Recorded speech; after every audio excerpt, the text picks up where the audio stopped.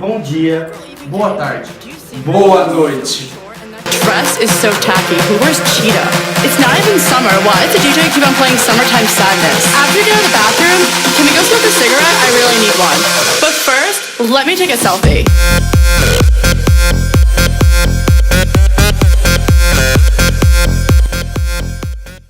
E aí, Gal, beleza? Vamos apresentar agora o nosso trabalho de geometria analítica. A gente vai projetar uma ponte treliçada. Nós vamos estar mostrando os processos, tudo que a gente utilizou de metodologia, todos os processos matemáticos. Nós vamos estar explicando. Bom, a gente vai estar utilizando os seguintes processos matemáticos: ângulo entre vetores, lei dos senos, lei dos cossenos. Ainda vamos utilizar a parte da física. Nós vamos estar utilizando decomposição de vetores e somatória de forças nas direções horizontais e verticais, que tem que dar zero sempre. A parte de cálculo do material que nós vamos utilizar em cada barra para a construção da ponte, vamos utilizar o conceito de resistência também da física, determinado por força sobre comprimento. Vamos pegar todas as equações que adquirimos através da decomposição de forças de todos os nós da ponte, vamos montar um sistema linear na forma de matriz e resolver esse sistema para encontrar todas as forças. Bom, então, a partir do nosso projeto inicial, nós temos então que fazer todos os cálculos necessários para a construção da ponte, que são basicamente calcular os ângulos entre as barras, para desse jeito saber poder calcular o tamanho das barras, o comprimento, e ao final saber as forças atuantes em cada nó da ponte. E dessa forma é possível saber se as barras estão em tração ou compressão, também é possível saber a resistência delas e o material ideal para executar o projeto. Então, a partir desse leque de informações que a gente elencou, vai ser possível calcular o preço da ponte, o preço da construção dela, a partir dos dados materiais. A gente vai começar achando todos os ângulos, para depois conseguir calcular as alturas e os pontos e as forças de cada nó e de cada barra. Como no triângulo a soma dos ângulos internos é 180, a diferença aqui dá 42,265. Aqui, como a gente tem que aqui os dois vai dar 180, o complementar aqui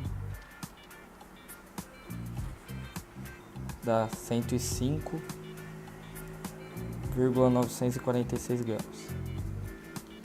E aqui também, só para completar, fechar o triângulo,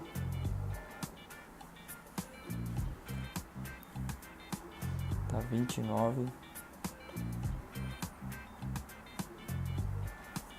Esse ângulo aqui, como a soma dos dois tem que dar 90, ele dá 26,565.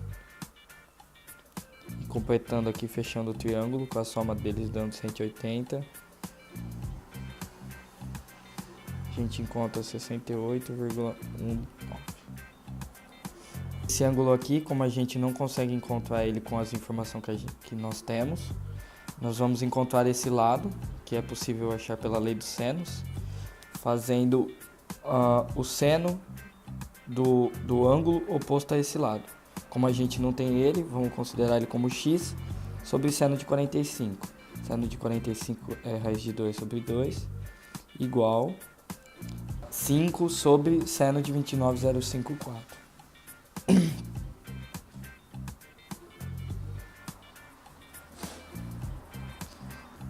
E a gente vai chegar no valor de x igual a 7,36. Agora, para conseguir achar esse lado e esses ângulos, a gente deixa uma reta cair, formando um ângulo de 90 graus e fazendo novamente uma lei dos senos. Vamos considerar ela como h sobre seno de 74,4 igual a 7,36 sobre seno de 90, que é 1. E h vai dar 7,07.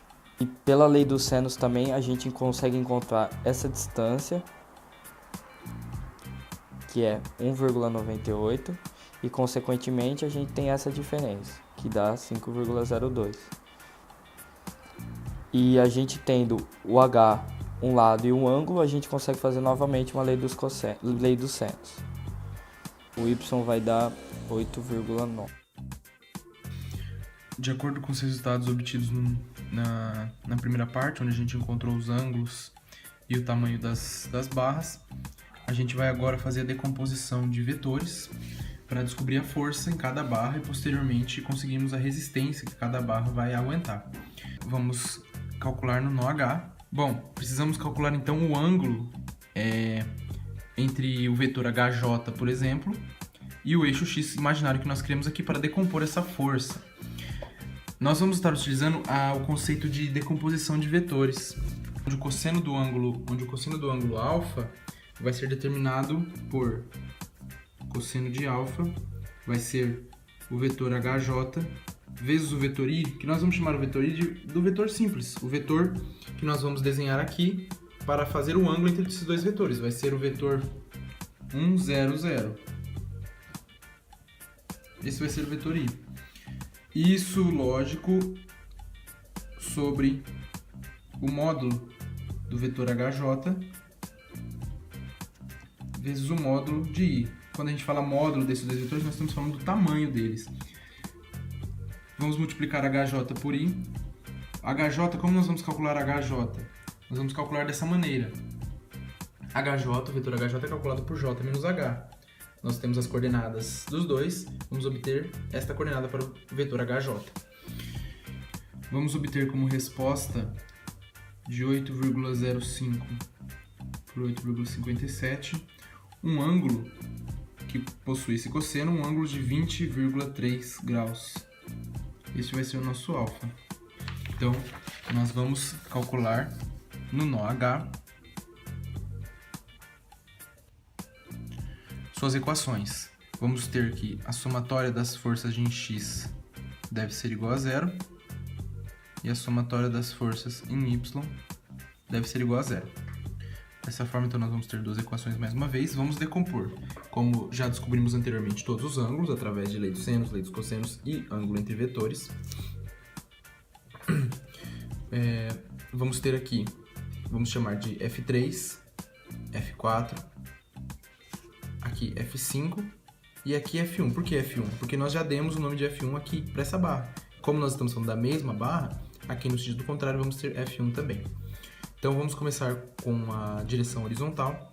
Então nós vamos ter, aqui nós vamos decompor o vetor F3, vai ficar F3 cosseno de 20,3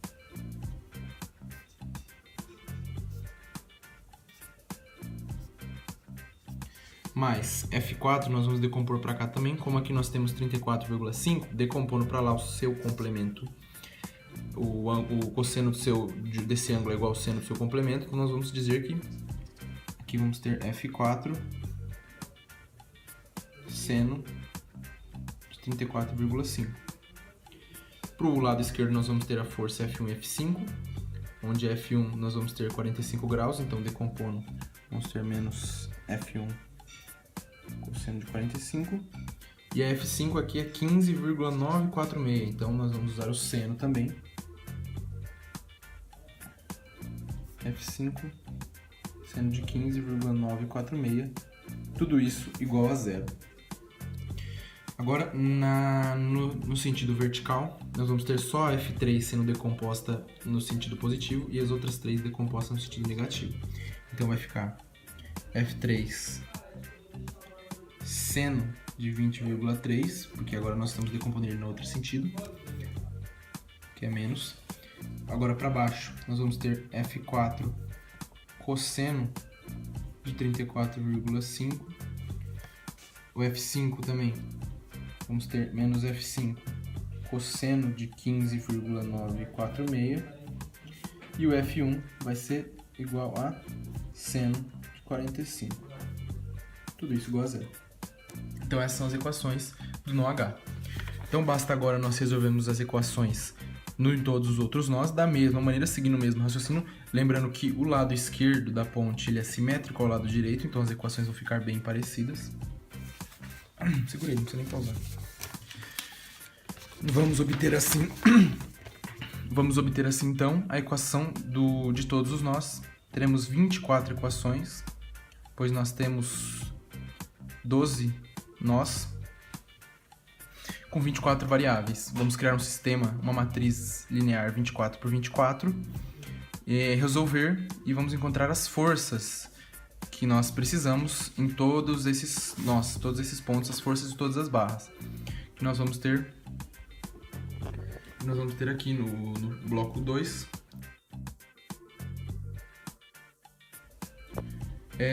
Depois agora nós precisamos descobrir se essas barras estão em tração ou em compressão. Isso é muito fácil. Para descobrirmos se eles estão em tração ou compressão, nós precisamos apenas analisar o sinal dos resultados que nós obtivemos. Se o sinal for positivo, a barra, no caso F1, que é a barra AB, vai estar em tração. E quando for negativo, vai estar em compressão. Da forma, vamos ter as barras assim. Para o cálculo da resistência das barras, força sobre comprimento em Newton-metro, nós vamos calcular da seguinte maneira. Na barra AB, nós temos, através dos resultados obtidos do sistema linear, nós obtivemos que a barra B possui uma força de 50.000 newtons. Ela possui um tamanho de 5 metros. A resistência na barra B vai ser de 10.000 newtons por metro. Sabendo agora a resistência de todas as barras, é possível, através da tabela de dados de resistência dos materiais, saber qual é a barra, o tipo de material mais adequado para a construção de todas as barras. Por exemplo, no caso da barra B, que possui uma resistência de 10.000 newtons por metro, poderemos utilizar uma barra de aço que aguenta até 11.000 newtons por metro. E dessa forma, desenvolveremos todas as outras barras também, depois multiplicando o tipo de material, o preço por metro, pela quantidade de metros de cada barra, fornecendo então um preço para uma possível ponte, somado o preço de todas as barras. Nosso trabalho de geometria trouxe pra gente muitos conhecimentos mais práticos sobre o dia a dia da geometria, que a gente não tem muito contato nas aulas, a gente fica mais com a parte teórica, e isso acrescentou bastante ao nosso conhecimento do uso. Desse modo a gente percebe a aplicação da geometria analítica no nosso cotidiano. Mesmo o nosso projeto ele sendo em uma escala menor, claro, a gente percebe o quanto ele é importante, mesmo na área de engenharia civil, na construção civil, o quanto aplicáveis são os conceitos teóricos da geometria analítica no nosso dia a dia. Então é isso aí, galera. Qualquer dúvida, deixem abaixo nos comentários que assim que possível a gente responde.